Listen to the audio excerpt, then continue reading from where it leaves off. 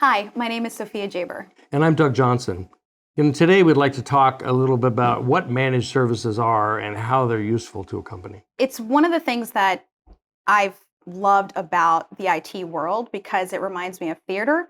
If you think about when you go to the theater and you're sitting there in the seat and there are all these people working in the background, you have lights, you have somebody opening the curtain, you have ropes that are being pulled and places, everybody take their places. All of those things that happen before that performer comes out on the stage is managed IT services. We handle everything in the back end. We make sure that everything is working and functioning and that your business doesn't stop or slow down so that you can focus all of your attention on making your business grow and focus on making sure your staff is capable of doing their job at the highest level of efficiency. So your technology is managed, it's protected, and most importantly, it's secure. And we want to make sure that that data is secure so that there is no worry or concern about your information going somewhere else. And we provide this guidance, this virtual CIO experience that lets you know that we're on your team and we want you to succeed and we're going to do everything in our power to do so. So, managed IT services is such a great industry because we're the people that are making sure that that curtain opens so that your business is running every day. Can you give me an example of some of the services that are provided in the managed services package?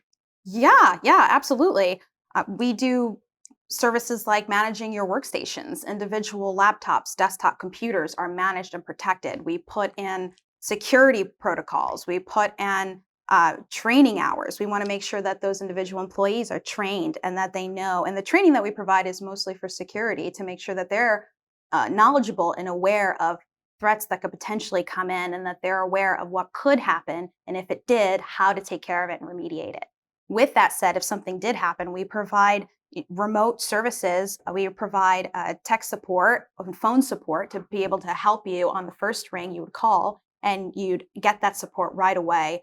If something did in fact occur, we're there and we're able to help you during business hours, and we have after hours support as well. We also provide managed services for companies that have files and servers that are located in on site as well as on the cloud. And we have that knowledge to be able to support if you have cloud applications or if you have local applications, how to handle both and how to make sure that they're secure. We provide so much. I mean, that's just a couple of examples. I'm sure you Yeah. can go on in a couple Well, more. Sophie, you've been on both sides of the fence. You've Yeah. been a customer buying managed services from a managed service provider, and now you work for a managed service provider. So maybe you could talk a little bit about the experience you had when you were buying managed services. What was the need and how was it fulfilled by engaging a managed service provider? Oh, yes. This is it was a great experience to be a director of a company and to know that there were tools that I needed. There was infrastructure that needed to be protected, and I didn't have it with me. And I think being in that space, knowing that I was staffed to a company that had some areas where they needed assistance, for me, looking for a managed service provider because I was in the IT world is very different from somebody who didn't have that IT support. So when I was going through it, it was shopping around and asking the right questions and asking if that person had cybersecurity knowledge, if they were able Mm. to maintain the servers, because there just wasn't enough hours and enough staff that I had to be able to look for any possible threats that can come in or go out. Patch management is a big thing. Having a server on site in your location, or even having a cloud application that you need to connect to. Everything requires updates. It requires efficiency. It requires remediation. And at the time when I was a director, I just didn't have the manpower to be able to Mhm. support being able to do all the patches and all the updates that the server needed every single day. So that was something I really needed help and support with. And just being able to have that knowledge and that second mind. I could think of things, but I only can think within a certain parameter. And being able to have that second person help me think outside the box was something that was such a need because there's so many devices and there's so many applications and there's so many products out there that just having someone who is knowledgeable, who has that mindset of going, you know what, I'm specialized and I can tell you, hey, these products, they're okay, but what suits your needs and the solutions is here, then I can do that investigation with them and work hand in hand. Really, that experience is really key. When you have an internal IT person in your company, they come to you with the knowledge that they have from their previous experience. Mhm. They learn what you have. And then really the education stops because they're so busy dealing with what is in that Yes. situation that they don't have time to attend classes and seminars and look into new technology. So that's where a managed service provider can really, really help because they're a team of people who are working for multiple businesses and have perspectives across multiple businesses and multiple platforms and products, and they stay current in the industry. I completely agree. And because I was already in that position, I knew how overwhelming it was as a person buying or looking into a managed service provider. So I could see it in both windows, how to be that person to provide that solution, as well as what does it feel like when you're on the other side of the table? Mhm. Because you're like, oh my gosh, I have all these things that I need to protect. I can't do this alone. And a lot of people, they don't have, smaller companies don't have an IT director, they don't have an IT manager. So it's even more overwhelming when you are now looking at something that looks completely foreign to you. And I think what that experience, being able to be a director and have to shop for it, and now being on the managed service side of things, that's what really strengthens our company to be able to say, hey, we know how both sides feel and we can help you through it. So I always like to provide that knowledge to everybody on the team, like, hey, I know how it feels, so let me tell you about it. Thank you. We're going to get into the nitty gritty. Let's talk about the naked truth. IT, managed services, and cost. So let's talk about a little bit about that because we get that a lot.